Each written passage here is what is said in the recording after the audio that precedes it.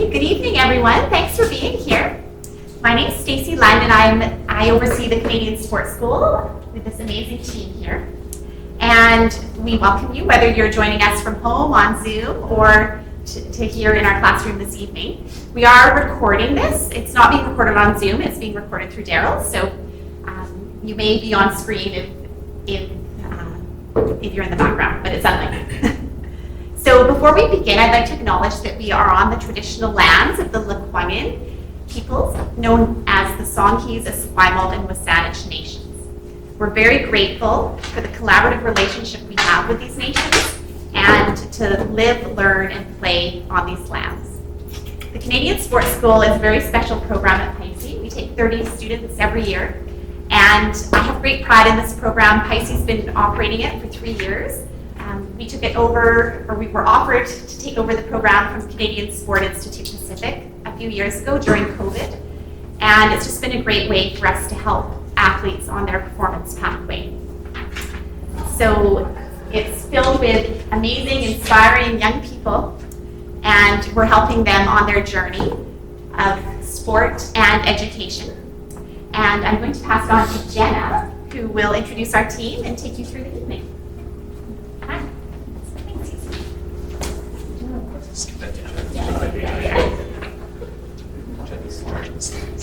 I'm in charge of the slides. You can tell me do these.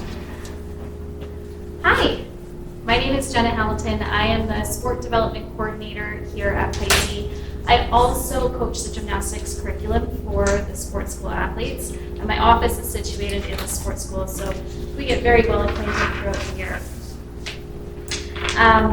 The Canadian Sports School is a program that's designed to help student athletes balance both their academics and their training while preparing for their future in sport. Throughout the evening, you'll hear from some key members of our team. We have Andrew Latham from the Canadian Sport Institute. We have Lindsay Lake, who is our head coach for the sports school. Daryl DeLue, who is our teacher. Sean Hayes, who is our principal. And Cecil will come back up just to talk about some of the registration processes later. We'll also hear firsthand from some of the students that we have from the past and present cohorts that have taken part of the sports school. So our goal tonight is to provide you with insight into what the program offers, answer any questions that you may have, and help you create a vision of what the time that you may have when you come here. So with that, I get to do this. All right. So this is Stacey. She's our business developer. She is just lovely. It's me. Okay. So this program operates, we have partners with the Canadian Sport Institute, which in this particular location is really nice because it resides in the same house. So even from our seminars to our outreach to our collaborations, we're able to talk with the mentors who actually created the program, which is something that I find quite valuable and we have utilized well throughout the years. We also have a wonderful partnership with Sides. Hi. So Sides, we've had Daryl as our teacher for the last couple of years, and it's been such a nice fit. Sean, the principal, you'll hear from him as well. It's been a really great partnership for us. And then as Pisces, we're a charity non-for-profit organization. We're part of the Regional Alliance as well, so we have quite an outreach throughout BC. The CSS program, the pillars that it is founded on are sport performance seminars, Ignite athletic development, independent study blocks, and we do not do individualized sport training in our sessions.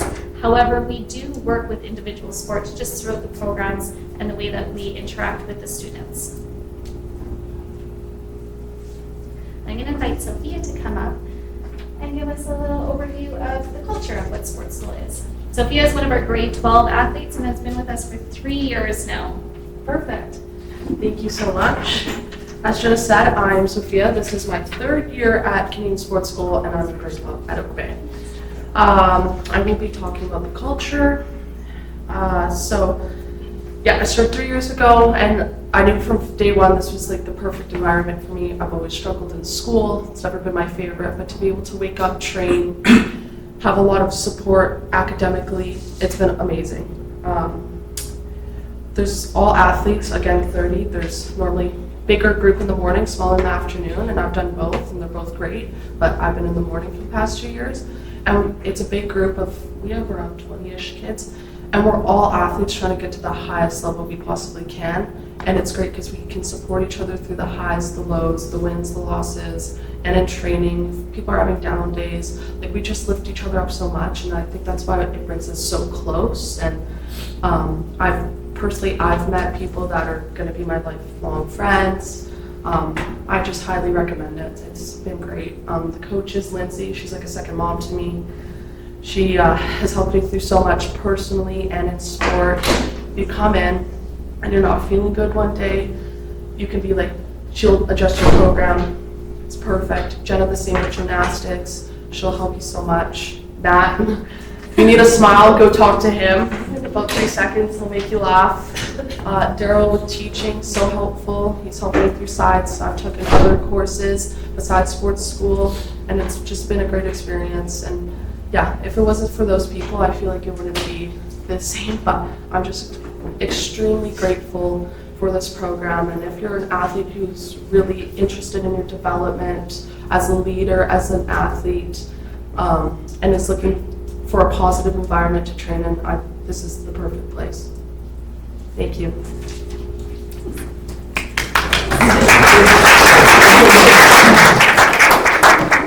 That's great. Well, that's it. I have a question for her. Yeah, of course. What sport do you do? I play, so I look at weightlift, soccer, and basketball. Yeah. We just encapsulated in multiple Multi-sport. sports. That's why it Yeah. says that up there. It is a really great question though, because we do have athletes that sometimes transition through sport throughout the year. So you may come in as a rugby player, and then you just transition. It happens. Or you are a top performer or a leader, and you play like 3 or 4 different sports or involved in a multitude of different things. So you're not pigeonholed into one thing when you do come here. It's another really nice thing about the program. Any other questions before? So this is just going to be a little bit of a background. Andrew Latham will speak a little more to this. But we have the Ignite, Athletic Development, Athletic Planning, Application Information. So this is kind of an agenda. And I'm going to invite Andrew Latham to come up. Thanks, Jenna. Sophia, I also struggled in school and still struggle. So I'm really pleased to be here tonight, and I'm really pleased because I've got some slides that I didn't make and I didn't know I had. So this is going to be an interesting 15 minutes for all of us. Next slide, please. Darren. I got it. Oh, Yeah. all right. Okay, so my name's Andrew Latham. I'm manager of Performance Pathways with the Canadian Sport Institute Pacific. So what that means is I spend a lot of time working with our provincial sport organisations, helping them develop targeted criteria to identify coaches and identify athletes to receive support.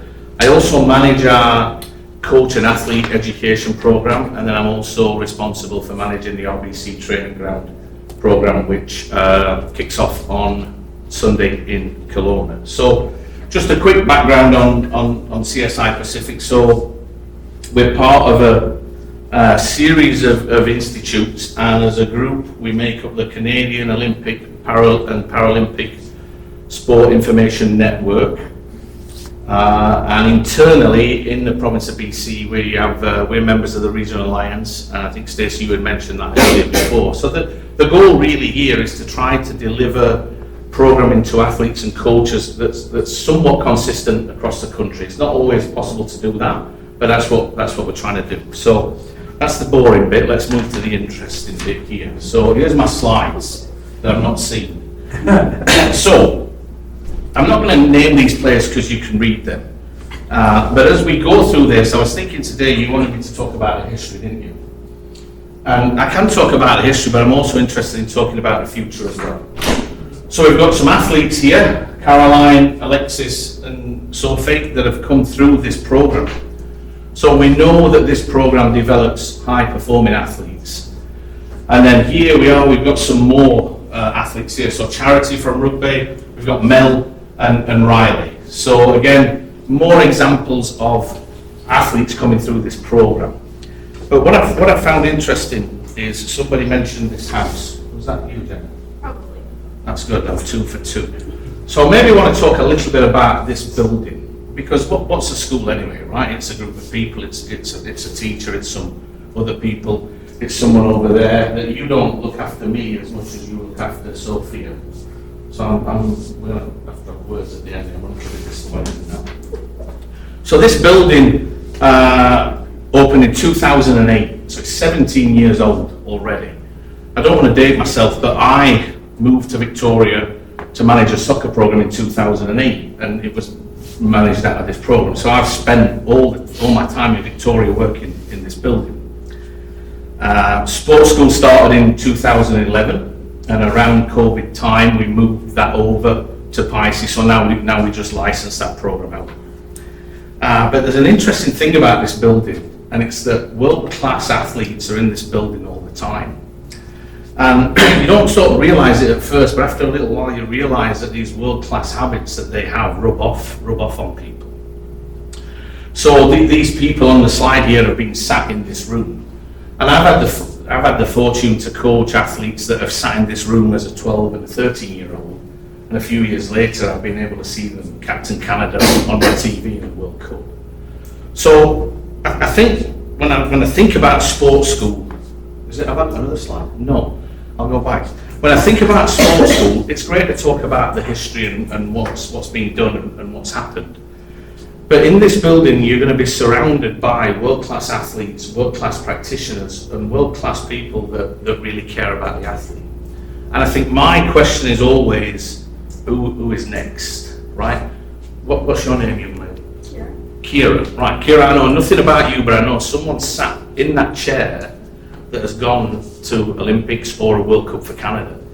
And if they can do that, there's no reason why you can't do that. And I think what sports school does, it puts athletes in that mindset of wanting to be a world-class performer. Now, we can't all be world-class performers. It doesn't take long to figure out that I wasn't a world-class performer. But I was fairly decent, and I've had an opportunity to spend a lifetime in sport. So there's this other piece to sports school as well, that we can't all go and stand on the podium. But there's an opportunity for us to spend a lifetime in sport, spend a lifetime doing something that you love, right? And they say, if you do something you love, you never have to go to work, and it is true. So that's really all I have to say here. Yeah, I don't think I've got any more. Other than, if you're involved in sports school over the next 3 years, 2026 we have Milan Cortina, so you'll see some winter athletes, not as many because most of them will be where the snow is, but you'll see some winter athletes in this building that will represent us in Milan Cortina. And as you go through that period of time, you'll start to see athletes in this building that will represent us in LA in 2028. And that does rub off. So this is a great program to be involved, not just for the people that are running the program, but as Sophia said, for the other athletes and the other students that are in the program, because they've all got the same goal, to be the best that they can be. Okay, I think that was me. Is that right? Okay, all right. Thank you. Thanks, Amber. I'm going to take my pen with me. We purposely don't get him to script it. He really speaks to the entirety of what the essence of the program is, and it also speaks to we have curriculum, we have things to follow, we have plans throughout the year, but you have a lot of passionate people that are here to work with you, and we work with the people that are in front of us. So that is something that I find really valuable and sometimes unique about this program, because it is intimate, it's small, and we got a lot of heart that goes into it. With that said, this is what a weekly schedule looks like. So there's 2 different slides, just to lay it out a little differently for you. Mondays, you have seminar and a study block. Tuesdays, you have strength and a study block. If you're in the afternoon, there's an inverse of this. Gymnastics is gymnastics and speed they alternate between Wednesdays. So 1 week you do gymnastics, 1 week you do speed. Thursdays, strength and study, and then Fridays you are at your respected home school. So this just lays it out to show you what a sample of a morning cohort would look like and an afternoon cohort. Excuse me, Yes. do you find one of the cohorts is more full? So typically, yes. The morning cohort seems to be the one that is most desirable. We have room for 30 students in the program. We do not have room for 30 students in the classroom to join the mornings. Right now, I want to say we're at 20 in the morning, and we have, that is our max, yes. So we have 20 in the morning, and some of the athletes have some variables, so there's a little bit of shifting there, but the mornings seem to be the most desired one. Yeah. Ideally, we have both of them. Well, Sorry, just Yeah. for questions, oh, sorry. so that we can record them on our recording. I just am going to ask you to speak into this. Okay. Do you not want to listen? I've got a question on your schedule. What is it based on in your curriculum? Is it what sort of science is it based on? Is it based on best practice, industry practice? Is it based on international standards? What is it based on? Daryl, do you want to speak to that? I can answer that. Sure. So this is Lindsay. She's the lead sports school coach. Yeah, I can answer that question. It's best practice and science. So what happens is most of the time athletes are competing on the weekends. So when they come back, we used to have sessions on Monday, but everyone is really tired. So what we found was that Monday was a better day to do the seminars and a study block. You want to have at least a day between strength training sessions, and we want to have 2 strength training sessions a week. So we've done the Tuesdays and Thursdays as strength, and then in between those days are the speed and gymnastics. And then Friday's a day to catch up, travel to sports, whatever you need to do to get ready for competition. Because the priority is always your sport, right? Sports school is kind of meant to be, like it'll help your sport, but your sport's a priority. Right, and I know you mentioned that you don't do individual training here. So with this schedule, at what time will the athlete do their individual sport? Yeah, good question. So most athletes will train, if they train in the morning, they'll do the afternoon cohort. But we don't really have athletes that train before school. I haven't seen that a lot. I've seen some swimmers will have early morning sessions, but most of them will train after school. So most athletes have evening practices. I have had some athletes who run track who've done their workouts during our speed sessions, and that's okay with me. Yeah. Any other questions about that? We used to do, a few years ago, we tried it where we had gymnastics and speed run on the same weeks, and we found that the burnout rate was really high, which is also why we alternate the weeks from speed to gymnastics and put the seminars on Monday. So we have tried a couple different ways, but we really find the holistic approach and what is best for the athlete. This has been tried and true for quite a few years. So This is the original schedule. And on your application list, you have coach reference. Do you individually liaise with the coaches or the athletes so the burnout doesn't happen, or you just do your thing and they do their thing? Very good question. So I sent an email. I'm just going to be honest with you guys. I'm just going to say what's going to be said. I send an email in the summer to coaches every year, and I probably hear back from 2. So I try. I've had some really good success with some coaches who are like all in, and they often it's because they've had their athletes on strength programs already, and so they've already got that buy-in. They understand it. And I don't say that out of condemnation because everybody's really busy, and I know a lot of coaches volunteer, so I know they've got a lot going on. But I think it's honestly at the end of the day up to me to manage what we do at sports school. So often, like Sophia had said, athletes will come in and they'll say, I'm so sore, I haven't had a day off in 15 days. And I'm like, today's your day off. So I really take that on myself because, like I said, the priority is their sport. It's not sports school. I'm just here to support them. We're here to support them. And how does that reflect, if you say, yeah, day off, how does that reflect on the academic performance? Oh, academic? Yes. Because they do academic in here. Right? Yeah, it's like how they get credits, you mean? So are you taking a day off from the academic? Oh, no. So they would come in, so that's a really good point.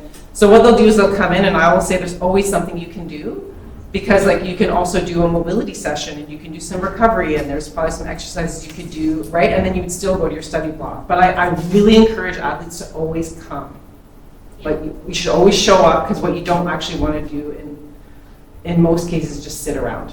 So we get to move your body a little bit, flush it out. Yeah, good question. Yeah, those are very good questions. Okay, we got another question. No, Yeah. I'm just concerned about the study. So when they go to sports school and they do sports and also they do study at the same time. So this is the school curriculum or the different study format? Well, you know what I'll do? We're gonna have a talk about the academics after the Ignite, after I talk, so that will be answered for you. No. Yeah, but their study block, they do schoolwork and then they come and train, or vice versa. Right, so they're separate blocks. But Daryl will teach you what. Oh, it's fair enough. Yeah. Okay, go ahead. Is it up to you? Yeah, Oh, I'm up anyway. all right, so. Perfect. Hi, everybody. Okay. I'm going to talk about the Ignite. So this is the training portion of what we do at sports school. This is me. My name is Lindsay Link. I've been coaching strength and conditioning for 14 years. I've been in the game a long time.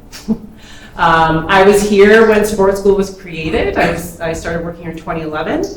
And I love how Andrew talked about history, because I was in that first cohort of athletes that got to come and train at Pisces. So when the gym opened, I was currently with the rowing team, and I got to use the gym for the first time. And I remember being like, this gym is awesome, because I was used to basements and, in university, and there was no ventilation, and there's dust everywhere in storage. And so this facility is unreal, unbelievable. I have 2 kids of my own. One is almost 9 and one's turning 6 in a couple weeks.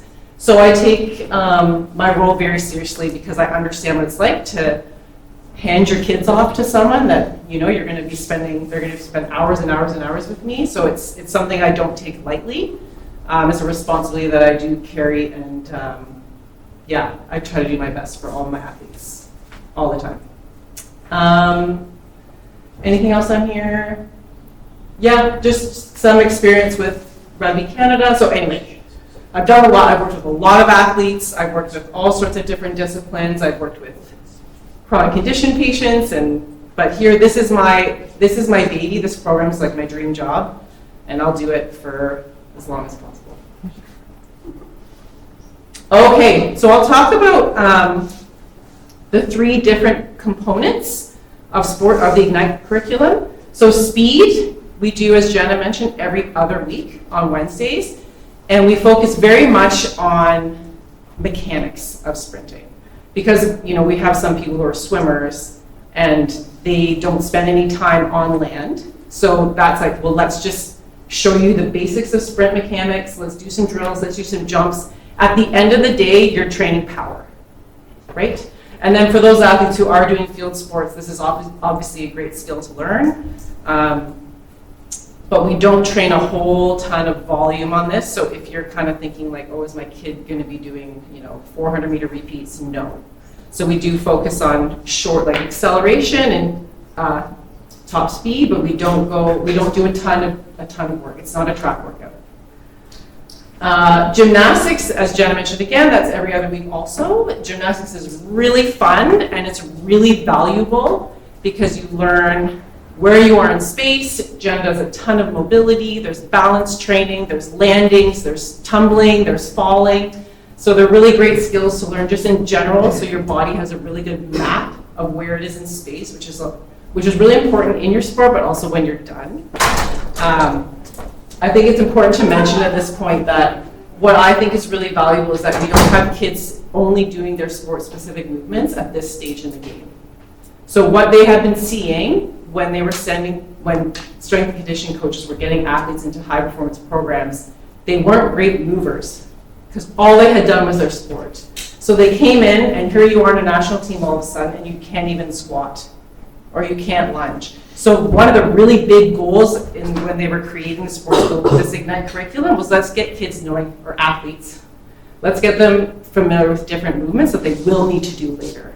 Okay, so that's where the strength comes in. So gymnastics certainly helps with that, and then the strength also helps with that. We focus on the Olympic lifting movements as sort of like, let's maybe look at having athletes having the ability to do cleans and jerks, sometimes also the snatch. But that's kind of like, I focus on that as, let's just make sure you can do this, but I'm not looking for 250-pound PRs. Okay, so, and the other thing about Olympic lifting is you need to be able to do a squat, you need to be able to do an overhead press, you need to be able to do a deadlift, and all those pieces that make up Olympic lifts are really important to learn how to do. And we do lots of shoulder health, we do lots of core stability, we do lots of jumps and power, but my really big goal is like, I just want you to do it really, really well. And I think something worth mentioning too is the undercurrent of all of this is I really want to mentor athletes because I've been in the environment, and like Andrew had said, it's like I want you to learn the pieces of the things that make you a high performance athlete, and they're things like arrive on time. They know that because I'm like, why are you late? You know, arrive on time, clean up your stuff, be a team player, help your partner out. Where's your binder? Right? It's like all those little things that are just good practice. And not only as a high performance athlete, but just as a person who maybe will have a job or will be a parent or what have you. And Andrew mentioned this as well, is it's the whole culture around this building, how athletes are coming in and out, and coaches also who are around who sometimes pop into sports school. And Daryl will talk about seminars, people that are talking to these athletes who are working with the highest level athletes in the country. So these are such great resources to have around. The fellow athletes, obviously having athletes from other sports is great. Like, hey, what are you doing? And you know, what's happening with you? And how is your competition? All the support that Sophia had mentioned, and then the resources, so that will come up once, as I mentioned in the seminars. Something that we introduced this year, which I think is also really high value, is there's an athletic therapy clinic at Camosun, and we've partnered with them, so we have a therapist coming every week, alternating morning and afternoon sessions, but they check in with athletes because invariably something will come up, and so she will come in and check in with athletes, and she and I together put together a program or give athletes prescriptive exercises that they can do to help them get out of whatever it is that they're dealing with, a knee or an ankle or hip, all those things that come up. So that's been wonderful and a great value to the program. And so every year we have 4 testing blocks. So these are really nice just to see how athletes are adapting to the program. We do speed, which is in the form of a 30-meter sprint test with a 10-meter split. We do the power test is in the form of a vertical jump. I do strength testing with the athletes, not in first year, because in first year we're learning, but in second and third year we do strength testing. So we test the bench press, the deadlift, and the squat. And we take anthros, which are height, weight, wingspan 4 times a year as well. We also have a core movement evaluation that we do this year, and we do at the beginning or the end to see if you're moving better. So here's some movements, look at how you're doing now. Look how good your squat is. And my last slide, I just will talk about our assistant coach, Matt, who is awesome. I won't make him stand up, but he's awesome to have around. He's got a great energy. The athletes love him, and then when I'm running around or chasing kids, he's always around there, and he's a great support for me. So we do always have 2 coaches at one time, and there's also interns. There's lots of coaches, lots of eyes on. So the question about the busy cohort, when there's 20 in the morning, there's 4 coaches. Okay. I have the great pleasure of introducing one of our athletes. That will be it for me, but Graham is in first year at sports school this year. He's in grade 11. He's a BMX athlete, and he is going to talk to you about the Ignite curriculum and his experience this year. So Liz, before you I want to put you on the spot. Do it. I have a question for you. Yeah.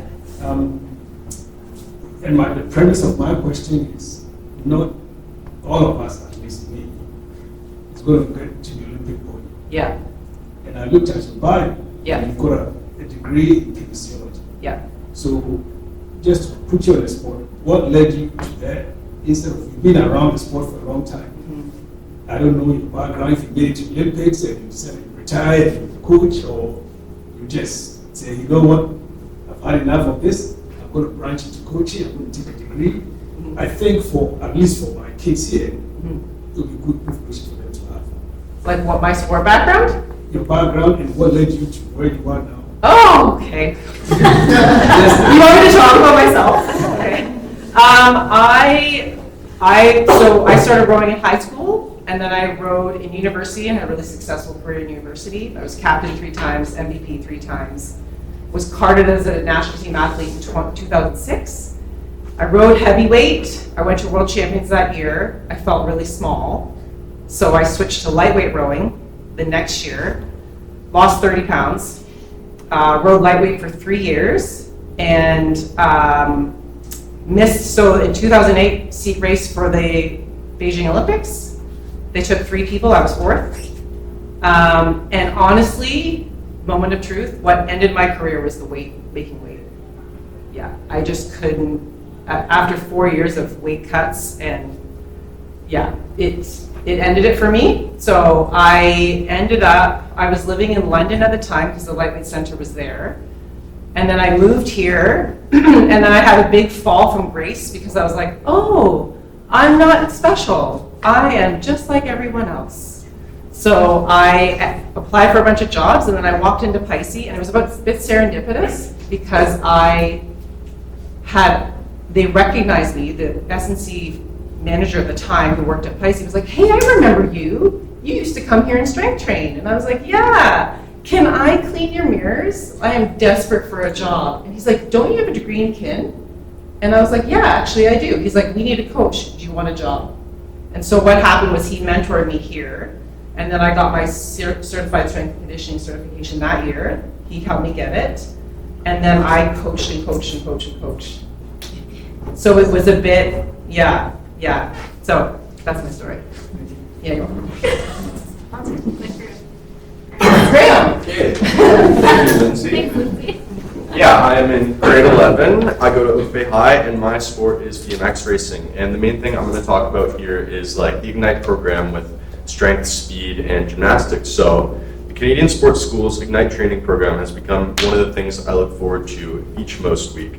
When I first started the school, I had gym experience, but I lacked knowledge in specific areas. And we received personalized gym plans and got to work with my group starting on Olympic lifting along with various other exercises. Before this, I had absolutely no knowledge of Olympic lifting, but over the course of a few months, we broke down each parts of the lift and worked on them individually, which is super helpful. Training in a high-performance environment with live coaching makes a huge difference compared to following a gym plan on your own. Trying to learn these lifts by yourself would be incredibly challenging because of how intricate they are. Comparing the beginning of the year to now, my knowledge of various Olympic lifts has grown exponentially, along with my confidence and strength in them. During this period, while following the plan given me, I was able to increase my vertical jump from 9 feet 10 inches in September to 10 feet 3.5 inches this January, which I was super pleased with. So one of my main goals over the winter was to work on my explosive power, which is one of the key components in cleans.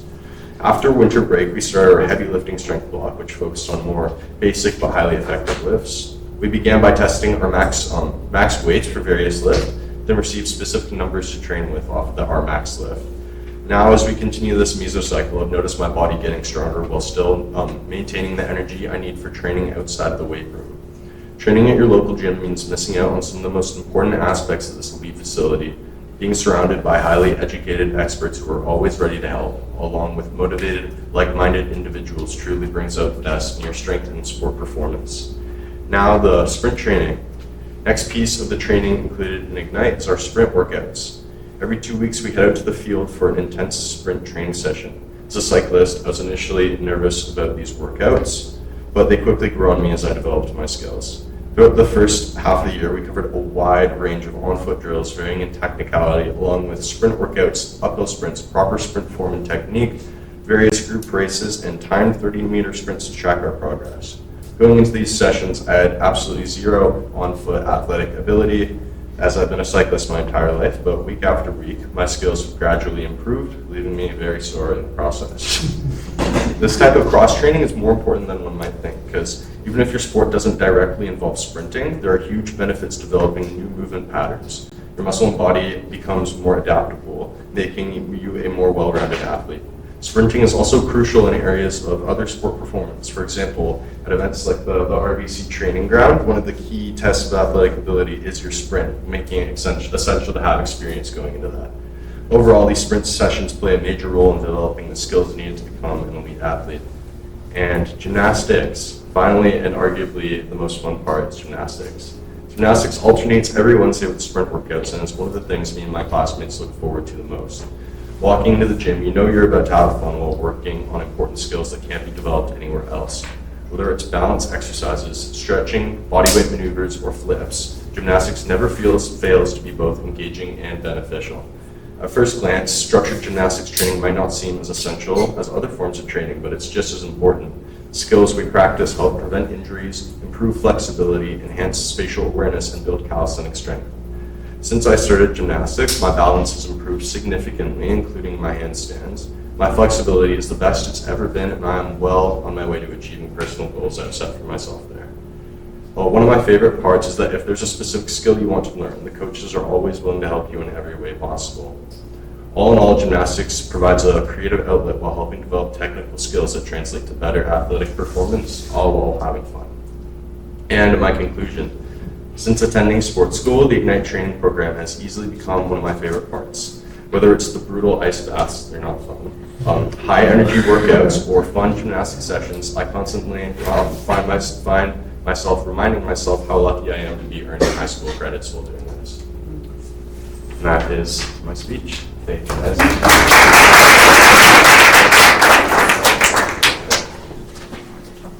That was awesome. Thank you. So are you a good fit? I feel like that's a really good way to go into this. Will you relentlessly pursue excellence in high-performance pathways? Do you want to be a future Olympian or Paralympian or a national team member? Or do you see yourself as a leader in the sport that you are in now? Are you interested in becoming a better and more well-rounded athlete? And do you want to be around like-minded athletes in a high-performance environment? The point on there where it says, do you want to be a future Olympian or a Paralympian or a national team member, as Andrew had said initially, that may not be where you get to. You could just be a really strong leader on your team. You could want to work really hard. You might just love sport for the love of sport. You might want to stay in sport because you love sport. It doesn't necessarily mean you have to go to that realm of athleticism or competition. So as we had talked about earlier, we do not do sport-specific training within this program. We do work with all sports, but we just don't do sport-specific training. It's a question that we get a lot. And I'm going to invite Sean, so we're going to switch into more of the academic part of what the CSS program is. So Sean Hayes is the principal of SIDES, and he'll give a little background on Thank you. Hi, everybody. Nice to see you. As you heard, my name is Sean Hayes, and I am honored and privileged to be the principal at SIDES, South Island Distance Education School, and we've been the academic partner for sports school for a couple of years now. And so Daryl is a teacher here, but he's a SIDES teacher, and we have another teacher who comes part of the week to help with the students as well. So Daryl is here all week and helps. You'll hear from him in any area the students need help, but he's got particular expertise in math and science, and also was a high-performance athlete himself. And then we have Laura, who comes for part of the week, and she's got expertise more in humanities and English, and so she can help in those areas as well. My background is I've been a teacher in the Sandwich School District for 25 years, and I've been an administrator for 9 years or 7 years now, 7.5 years. And most recently, as I said, the principal at SIDES. I've been approached, SIDES has been approached. So SIDES is an online school, and we are actually a provincial online school. We've been given that designation by the Ministry of Education to be one of the sort of centers of excellence for online education in the province. And I've been approached by many different sports programs to partner with them to be an education partner so that the students maybe could find some way to balance the demands of being an athlete with the demands that come from school. Sometimes it's hard to fit them both into a busy schedule. And I'm very picky and choosy about which program I want to partner with. And for me, it's about a program that has amazing and outstanding human beings at the center, and you've met some of them here today. I could not be more proud and more happy with the partnership that we have with Pisces, and that really is because of the amazing people who run this program. I also am always looking for a program that puts the young person at the center of the conversation, because these are, after all, young people. These are, we say kids, and then we say, oh, maybe we shouldn't say kids, but they're kids. And even though they're amazing athletes, they also have to be kids, and they also have to be students who do well in their academics, because they're not all going to make it to be professional athletes or Olympians. And so they better have a fallback plan, and that means having good academic experiences and a good transcript for university or college if that's where they want to go. And I heard that from the very beginning when I first had conversations with Pisces and Canadian Sports School, that academics were going to be fundamental and core to the program, and they've lived up to that promise. It is, if a student is not performing academically, then maybe some of the athletic stuff doesn't happen until we get back on track. That's the sort of thing we do see. So I'm thrilled to be part of this program. I try to make it up here as much as I can. I don't get up as much as I would like, but as an online school principal, I don't get to see students in person very often. So I get up here whenever I can. I joined the afternoon cohort for a workout in the weight room the other day, and then I took 2 days off work because I was so sore.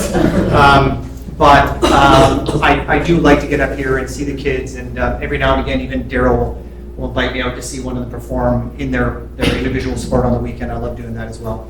And before I sit down, you're probably going to ask what my athletic background is. So it's actually strange, because we heard from Lindsay that she was fourth, really, to not quite made it to the Olympics. I had a very similar journey. I was 4 million, I think, roughly, getting to the Olympics, so just missed as well. I feel your pain, Lindsay. Feel your pain. If only those 3,999,000 people had gotten injured, I had a shot. I played baseball growing up, but my sport now is running. I'm a runner. Actually, Daryl and I run a lot together, so I do half marathons and marathons. So I wish an opportunity like this had been available for me when I was a student athlete. I think I would have really enjoyed it. And what I also really appreciate about this program is that the students still get a chance to spend half the day in their home school, connected to the friends that they're going to graduate with, connected to the friends that they've been to probably since middle school or elementary school, still get a chance to go to a school dance, still get a chance to sign up for an after-school club or before-school experience or play in the band or whatever they love to do at their home school. And I think that's another really important piece of the puzzle that I'm very proud of with this program. So anyways, I'm taking too much of your time. I'll stick around after if you have any questions. I know people often have questions about academics. You're going to hear from Daryl about how the academics run in a minute, but the academics are the part where we're happy to stick around and answer questions later if you have any. Am I handing off to you? Sure. Daryl. Anyways, thanks everybody. Thanks, Sean. So like Sean said, my name's Daryl, and this is my second year with the program. Also a father of 2. I've been a teacher in the school district for about 15 years. I've been involved in the private schools and the public school sector. I've coached rowing academies and high-level programs in BC. And so I don't have time right now to coach, but I really enjoy having that feeling by interacting with the athletes and hearing how their sport is going and how their journey is going. And like Sean said, I've tried to find out when the athletes are playing locally here and take my kids out to kind of be exposed to the big kids playing and stuff. So it's a lot of fun. Just before I start, I'll reiterate what everyone else has said. I really enjoyed this job. It's a wonderful team to work with. Everyone gets along really well. The group of athletes last year was a wonderful group. This year again is a wonderful group. It's so fun to see them develop and work together, interact with each other, become leaders within each other, help each other out in the gym. Each athlete has found kind of their own little group within their cohort, and it's really fun to see them push themselves and just kind of be there for and kind of share stories and everything. So can't be happier about it. In terms of academics, students here, you'll see in a minute, take a number of classes through sides on top of their homeschool classes. Typically, for most high school students, that is 4 classes that they do, 2 each semester. Oftentimes, it's math, English, science, and socials. And there was a question earlier about study blocks and what those study blocks are used for. Those study blocks are used for a combination of whatever is kind of needed by the student. To me, it doesn't matter if they're working on the sports school assignments that I give them in order for them to receive their credit, or if they're working on their homeschool stuff. Their homeschool stuff. If they're working on their math every day, totally fine with me, as long as they're using that time wisely, because guess what? Time is the biggest constraint that everyone has. So using that time for whatever it is that's most pressing, as long as you still get the sports school assignments done as well. Does that answer the question? It does, but I have a few questions. Sure, it sounds good. I look forward to it. I might answer them beforehand, but we'll get there. I check athletes' report cards too. The biggest thing, you don't have to have straight A's, but the important part is that you're putting in that effort, right? You're maximizing your effort. Not everyone is going to be the strongest English student or the strongest math student, but you are putting in the effort, and it's usually reflected in the comments by the teachers. So the courses students take, again, they get credit for 6 different courses, whether in grade 10, 11, or 12. It's a mix of grad requirement courses and elective courses. Students get access through our website, all the assignments and stuff, and it's a mix of different things, whether it's terrible, interesting ringtone. Whether it's a mix of reflections or training logs or specific assignments where they're looking at videos of themselves in their own sport or in the gym and saying, hey, what they're doing well and what they need to improve on, all different aspects to it. A big one that we have talked about it on Mondays, we have our performance seminars. So those performance seminars with our lovely team that we have in this building, we mostly use high-end individuals in their field who are just experts, whether they are nutritionists, physiologists, mental performance, data analysis, biomechanics, all these different tools. That's kind of a whole rounded part. And then we have other ones that are just for personal wellness, safe sport and everything too. So we've got about 25 or so at least every year. We do those every Monday. All of these courses have a specific curriculum. The curriculum from these courses is based off of the ministry guidelines that allows us to use those and what those curricular competencies are, and that's how the assignments come out. Does that answer one of your questions so far? No, one thing to note here, there's a little star at the bottom. The grade 11 curriculum covers their fine art and applied skill course credit. So if they have yet to do something like dance or woodworking or art or something like that, if they're here in grade 11, that grad requirement is checked off. Okay.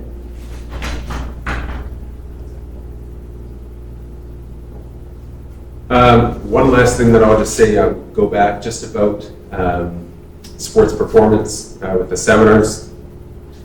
And you asked Lindsay about her journey and how she got into kinesiology and everything like that. One thing that I find fascinating is reading student reflections and how students just being exposed to different jobs right, in the sporting realm, right? Like Andrew said, you might not be a high-end athlete, but being exposed to what nutritionists do, seeing what a data analysis person does, how they use all the information to give feedback to coaches that's useful for them, how they package it, the process for that, how they do VO2 max tests, right? Graham did a VO2 max test in the fall, Sophia did it a couple years ago. We've done that, we've done Wingate tests, we've done stuff in the heat dome, or not heat dome, the heat trailer, all different things just for learning about heat adaptation for athletes who are competing in the summertime in really warm climates, how they help support them, and these athletes get a chance to kind of have that exposure to it. So in their reflections, a lot of them always comment like, you know, oh, I had no idea about this type of job, that it existed. It might be something that I'm actually personally interested in pursuing down the road as well. So it's really fun to see that kind of lights go on, especially as they get into grade 10, 11, and 12.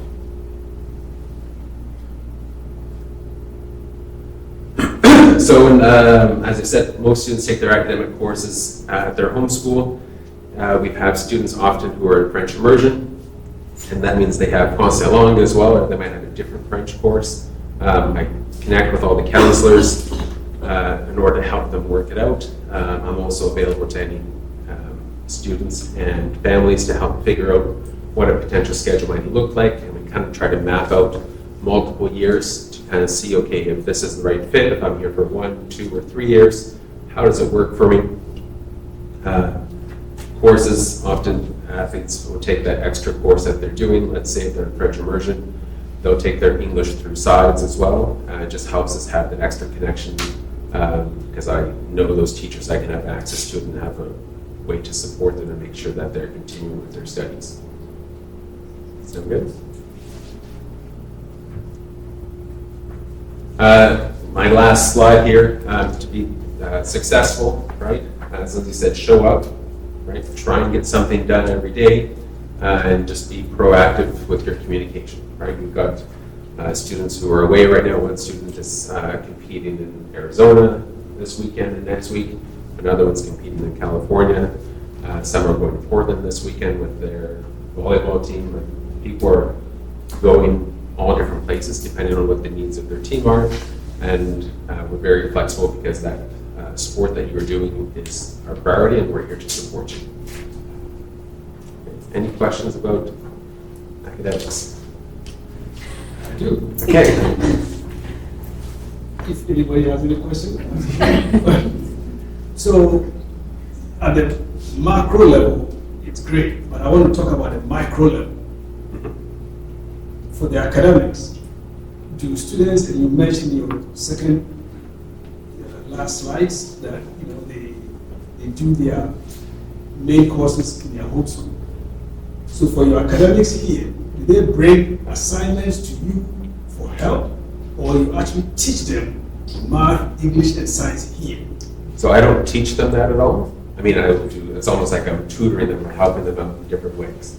So any courses that I'm familiar with, right, mostly with math and science, I can help them out there. We also have another teacher who is here on multiple days to help them out with the English side of things. And I'm happy to read over things and provide feedback, but I'm not standing up there giving them a lesson on factoring or anything like that. That they do at their home school, or if they're doing a course online through sides, all the information is there, and I can help them if they're having struggles with a question or something like that. So it's more tutoring. More tutoring, exactly. Yeah. So students are kind of working on their own, and I'm checking in with them and seeing how it can help. And often, math is a common one where students might struggle in math, and I'm trying to help them in any which way I can. And how effective has that been? I think I do a good job. I can add on to that, just like with graduating and everything, I had to take English online through sides, and we have a math teacher or English teacher named Laura. Like her and I sit down and go over everything, and then I hand it in. Or with math, like with Daryl, and as well other people are kind of taking the same math courses, so like I can help through that, which has been great. Because I think a lot of kids in a normal like high school day don't get that support as like us athletes do. Yeah, like it's more like at school you get your lecture from your teacher, then here you get time to go over as you would studying at home. So you do your assignments that your teacher from your home school gives you. You get to work on that with help from Daryl and from other students as well. Like when I was in my graduate year, there was a bunch of people that were doing grade 11 math courses, grade 11 whatever it ended up being. I was able to help them. Yeah, Aiden did help out a lot. But it's also nice in a way, like you can plan out, like for example, like Wednesday nights were crazy busy for me, and Thursday mornings I trained, and then the homework that I needed to do on Wednesday, I could do on Thursday mornings, and I plus have support. And I'll speak on that. Yes. One more question. Sure, yeah. So, on the and I'm going to sort of repeat the question I asked Joseph about sports seminars. Not all of us are going to be on the podium as Olympic athletes. In the sports seminar session, do you talk about pathways? You know, you are a great athlete, but you're not going to make it. And so kinesiology or sports management or this, do you guide the kids in that area? Because that's very important to me. Yeah, so to answer your question, you know, everybody has a different pathway, and that pathway can change pretty quick, right? So it's having that exposure, as I was saying earlier, to different potential careers. And something else that I'm constantly talking to students, people who are doing course selection at this moment for their courses. Hey, what do you want to do in the future, right? We're talking about it, we're researching to find out, to make sure that they have their prerequisites for whatever potential program they'd like to do as best as possible. And you know, it's a constant conversation, and things can change, and students don't need to know right now, but it's just kind of starting to have that idea, and that's how we can help map things out. I was just going to say, yeah, like last year, like my grade 12 year, we had one of our seminars, but there's a program through CSI, I can't remember what it's called, Game Plan. Yes. And they have a list of resources and people that help through exactly what you just said. And we had a full seminar on that. We might have even had two. I can't remember, but we had, yeah. And they went through their personal experience, because a lot of people that work with CSI are athletes or Canadian national team athletes, whatever it may be. But yeah, they have lots of different resources, whether it be having another job through sport or picking a career through university or anything like that. There is, yeah, absolutely. Any other questions? Yeah. These courses here, and this is core courses that you teach, like for instance, grade 5th and 10. Yeah, so. And I'm asking because if an athlete has already completed one of these, are they able to substitute? Yeah, so, I mean, students generally, there's occasionally a student who's in grade 10 who's already done PE 10, right? It doesn't happen very often. So then they would just not have to do those specific assignments for it.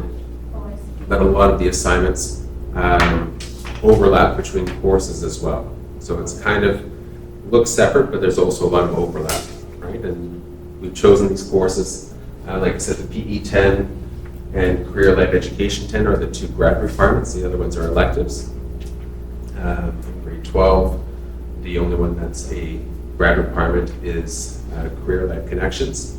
Some students do that through their home schools already, where like Graham, he is at Oak Bay in grade 11 often, and Sophia as well in grade 11. They do half of it there in grade 11 and the other half in grade 12. Whereas at Claremont, where I used to be, they would do everything in grade 12. So it kind of depends, and we kind of work with each student based on what they need to do. But otherwise, all the content and all the assignments and everything like that is on our website, and it looks kind of just similar to the online courses, and it's kind of self-paced as well, with a suggested timeline so you don't leave everything to June 30th. Did that answer your question? Yeah. Anything else? Yeah. So these sports courses and also the main high school courses, so they are what time they are aligned together, or for example my question is the what time they will go to the home school and what time they will come, like, like how they can manage the Sure. time management? Yeah, great question. So once students are accepted, we communicate with each student and see which cohort they would prefer. We can't always accommodate their preference if they'd like to be in the morning or the afternoon. If they're in the morning, they're here from 8 to 11, and then they've got a window of time to get to their home school, whether that is Stelli's on the peninsula, or Oak Bay, or Royal Bay, right? We've got students from all these different schools who travel there during that lunchtime, so we finish early enough so that they can travel there, whether it's by personal transportation or by city transportation. And then our afternoon cohort doesn't start until 12:45, so students can finish their morning courses at their home school. Again, it can be anywhere in those kind of South Island. We actually even have a student who comes down from Shawnigan Lake area every day. And there's enough time to get there for our start at 12:45. We finish at 3:30, but to help also talk about that issue where, hey, if I have to get back to school for my volleyball team or for my basketball team or something like that, we're very supportive of that as well, to be able to leave early enough so that they can do that, right? We're not expecting them to, hey, no, you can't leave until 3:30, right? But on the days that you do have training or anything like that, there's never really any questions about it. Is that how it answered? And one more thing is the athletics, they need to be perfect, like some student might not, that they are doing the sports. To join this course, this program, Yeah. athletes need to be good in the sports, or there should be the normal in the sports, like how do you? We've got a whole mix of which sport do they need to be competing in right now? And do they have to be? Ones that are top end. So we've got a whole mix of athletes. We've got right now students who, whether they're in common ones like basketball or volleyball or soccer, right, are very common. But we also have BMX this year, like Graham. We've got a rock climber. We've got an artistic swimmer. We have a dressage athlete. We have softball players. We have an alpine skier. We have athletes in basically almost every sport possible. We have a rower as well. In terms of, do they have to be identified at junior national team level? That's not a requirement at all.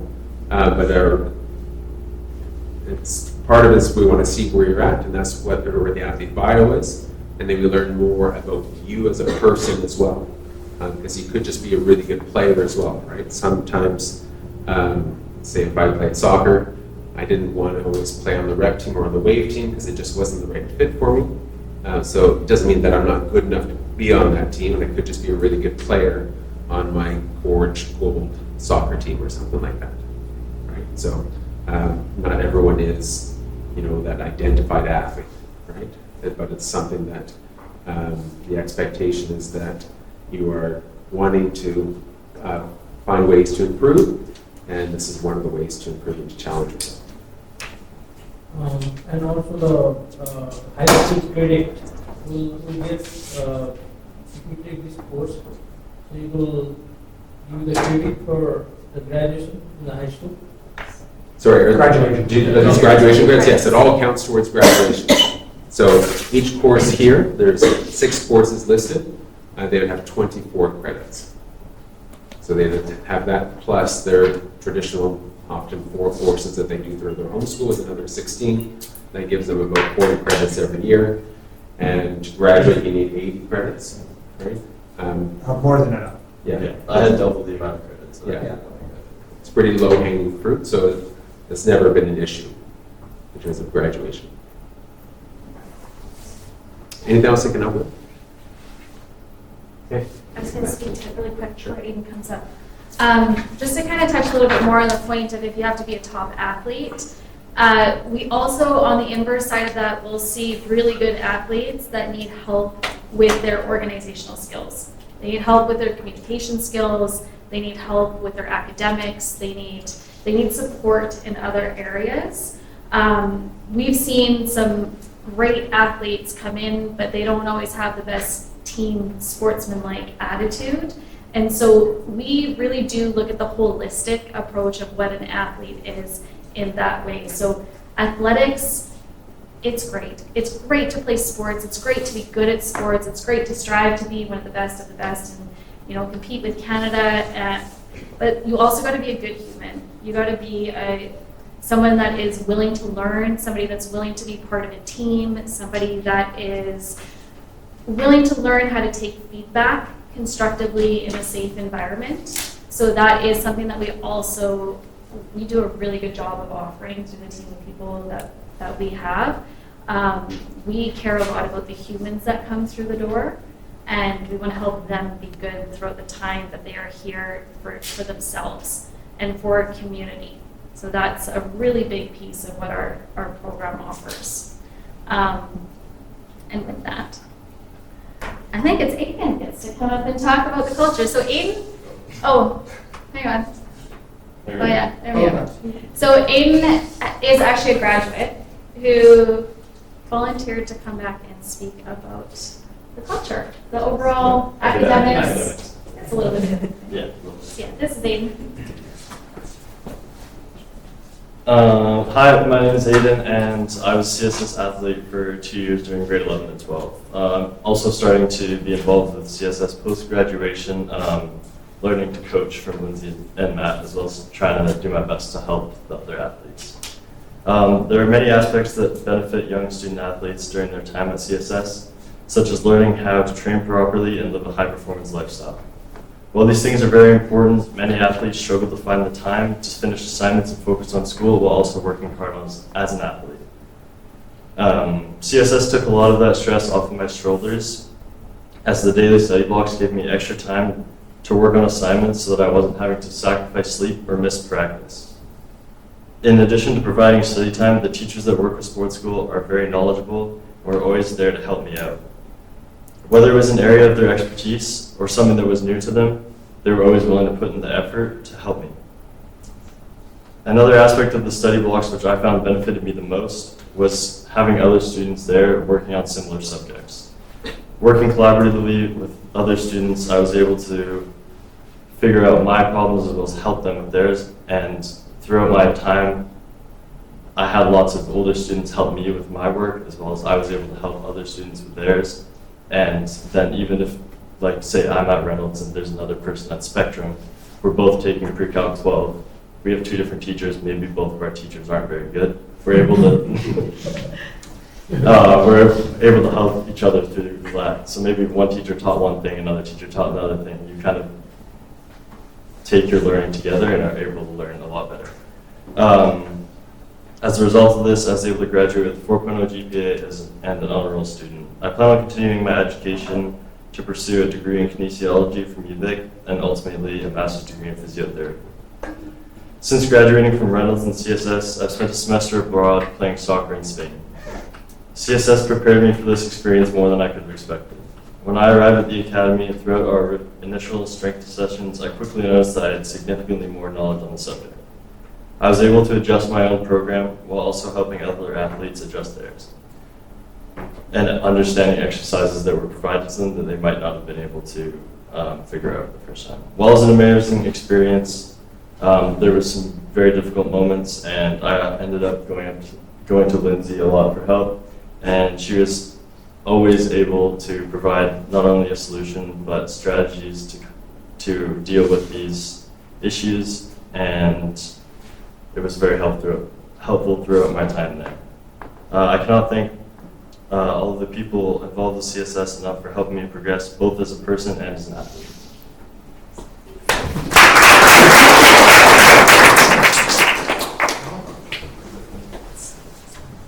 This is my last one on this one. We're getting close. I know it's a lot of talking and it can feel a little bit heavy, but we're close to the end of this part. So are you a good fit? Are you independently driven, responsible, self-disciplined, and hardworking? And do you have like 3 or 4 of these? Is there something that you want to develop? Like, these are the things that we help you do. This is if you're striving for this. And this one's for the kids. So the athletes, if this is something that you're striving to achieve in your own personal success, this is what we will help you do. So we have a parking lot. We have limited amount of parking spaces. We do offer passes for our athletes. So any student driving themselves, you just come and talk to us and we issue one of those. It's a common question that we get, so we wanted to get that one out there. And then I'm going to invite Stacy up. We're going to talk about the tuition and just kind of how the application part works. And then at the end of that, we'll be doing some questions. We're going to do some tours. So I promise you we're getting close to the end of all these slides. Thanks, Jen. Okay, so what's next if you're interested in applying to the sports school? Our applications are now open on our website, so that opened up today. And tuition is $4,250. We do try to keep tuition low. We raise it a little bit every year, but you know the value, we estimate the value of what you're getting is around $8,000 to $10,000. And I'm sure you've looked into other academies around the city, and they can be very expensive. So we do try to keep this affordable for families, and we also have some scholarships and bursaries available. So those will be opening up in the next month to help with that. We have an early bird rate. You can, if you apply by March 31st, you'll get $150 off tuition. We do have a new student application fee of $25. And as I mentioned, we have some financial assistance available if we would never turn a student away for financial reasons. So that's that. So how can you apply? If you go to our website, you will be directed to the Canadian Sports School application page, which looks very much like this. So applications are open. There's an early bird deadline March 31st. Applications close April 15th. Our team will do interviews between April and May, and then we'll send out acceptance notifications in late May. So that is the timeline. There are some requirements with the application. We ask for report cards, we ask for a coach reference and a teacher reference. So even if you can't start your application right away, I would suggest getting those teacher and coach reference forms links out there, because it can take a bit of time for your coaches or teachers to complete them.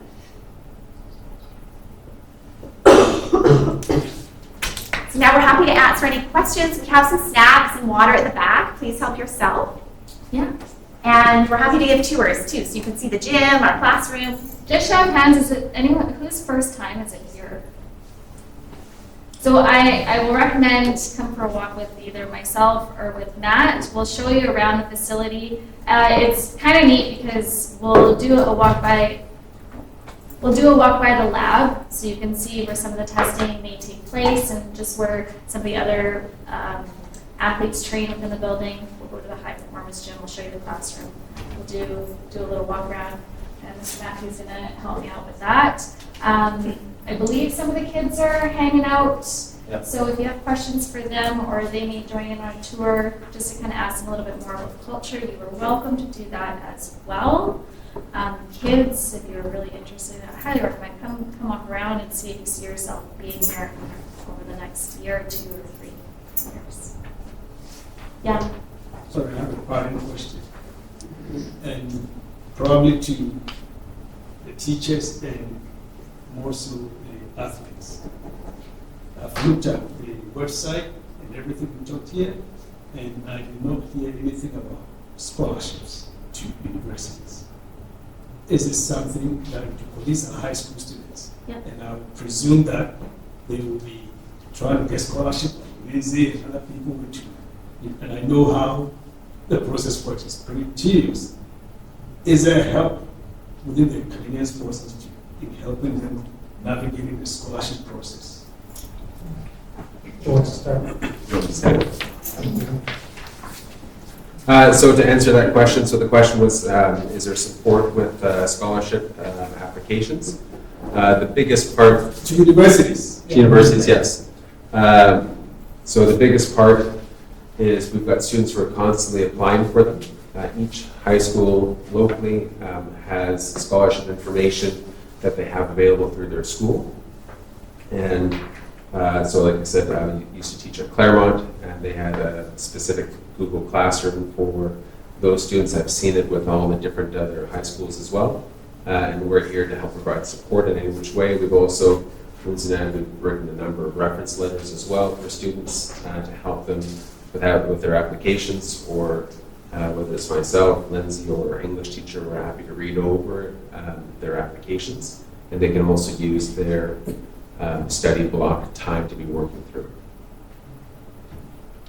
I found, like, when I was applying for scholarships, you just work like other students. You learn so much from, like, I learned from people at Reynolds or people that I play soccer with, anything like that, and then I'm able to share that with other students at sports school. Same goes with other people, you know.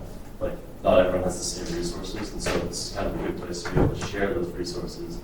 And then, even though there's maybe not a specific program that's saying this is how you get a scholarship, this is what you need to do, it's much better to be working on it with coaches, with teachers, with other students, than just try to figure it out.